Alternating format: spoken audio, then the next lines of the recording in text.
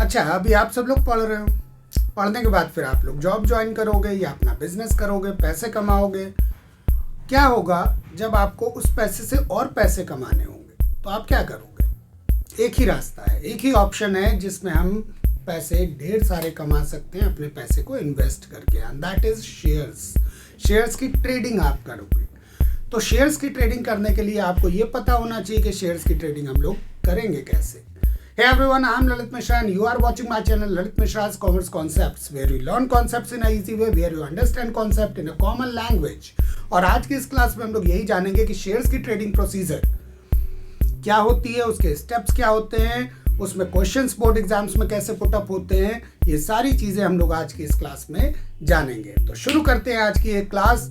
और सबसे पहले इस क्लास को शुरू करने से पहले हम लोग देखते हैं कि बोर्ड एग्जाम्स में इससे रिलेटेड एक केस स्टडी आई। वो केस स्टडी क्या थी और उसका फिर आंसर हम लोग किस तरह से करेंगे। तो केस स्टडी आपकी स्क्रीन पे आ रहा होगा, आप देख सकते हैं, जिसमें ये कहा गया कि Radhika got 10 lakh rupees after selling her parental property which she had got as a gift from her grand mother.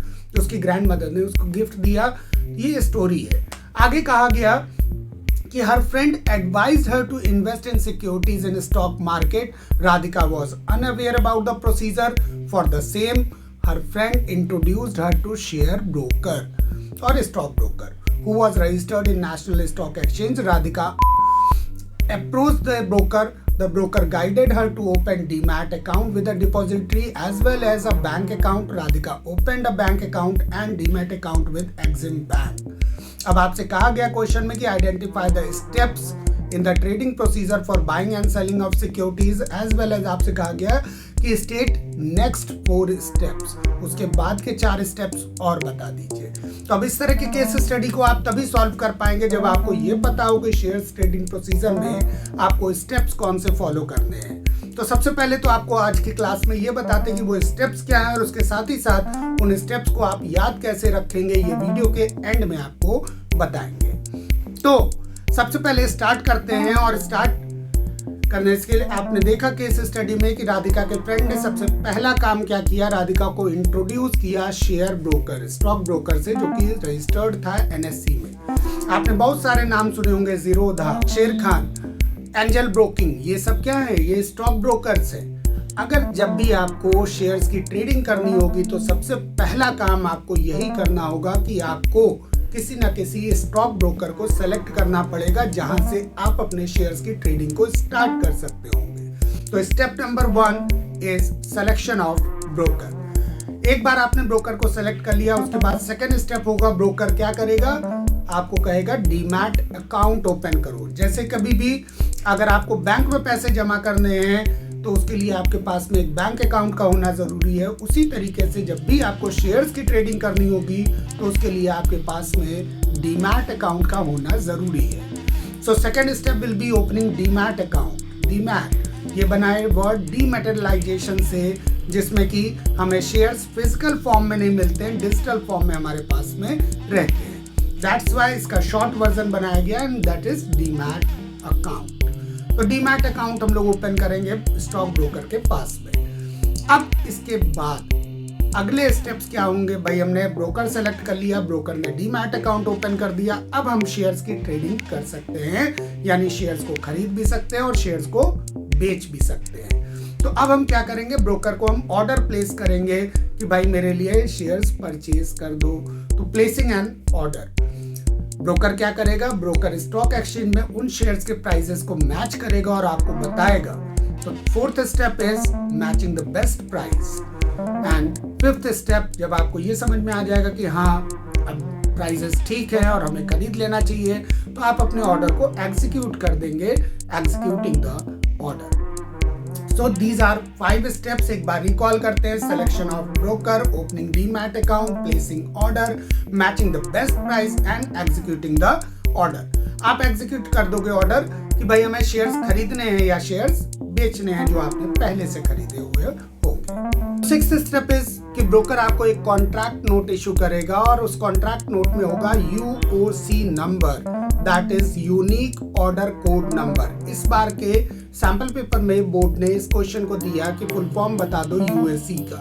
So UOC stands for unique order code number. ये आपको तब मिलता है जब भी आप शेयर्स को खरीदेंगे और बेचेंगे, तो ये कॉन्ट्रैक्ट नोट आपको इशू किया जाएगा।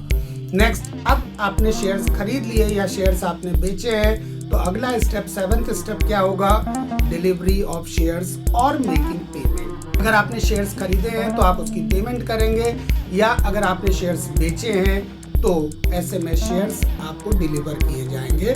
सो delivery of shares and making payment, जिसको कि हम पे इन डे भी बोलते हैं। Next will be 8th step, that is settlement cycle. जो भी आपको पेमेंट मिलेगी या आप जो भी पेमेंट करेंगे, ये T+2 डेज में, जो कि अब T+1 डे है, बट आप अभी T+2 डेज ही लिखेंगे क्योंकि बुक्स में अभी वही है T+2 डे। T यहाँ पे ट्रांजैक्शन है, जिस डे को भी ट्रांजैक्शन होगा विद इन 2 डेज, उसके अगले 2 दिन में या 2 दिन के अंदर, उसके अगले 2 दिन के अंदर आपके अकाउंट में पैसे आ जाएंगे। अगर आपने शेयर्स बेचे हैं और अगर आपने शेयर्स खरीदे हैं तो अगले 2 दिन के अंदर आपके अकाउंट से पैसे डिडक्ट हो जाएंगे। So that is T+2 days means transaction plus 2 days और, जो कि अब हो चुका है T+1 डे। मतलब आज आप ट्रांजैक्ट करेंगे, नेक्स्ट डे आपके अकाउंट में पैसे हिट कर जाएगा या पैसा आपके अकाउंट से डिडक्ट हो जाएगा। स्टेप नंबर 9 इज पे आउट डे, जिसमें कि एक्सचेंज ब्रोकर को के साथ में सेटलमेंट करेगा।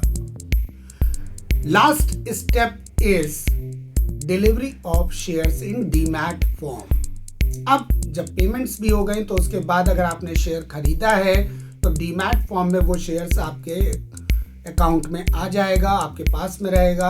अगर आपने शेयर्स बेचे हैं तो आपके उन शेयर्स को डिलीवर करना होगा, तो डिलीवरी ऑफ शेयर्स वो आपको नहीं करना है, ब्रोकर आपके बिहाफ पे ये सारे काम करेगा।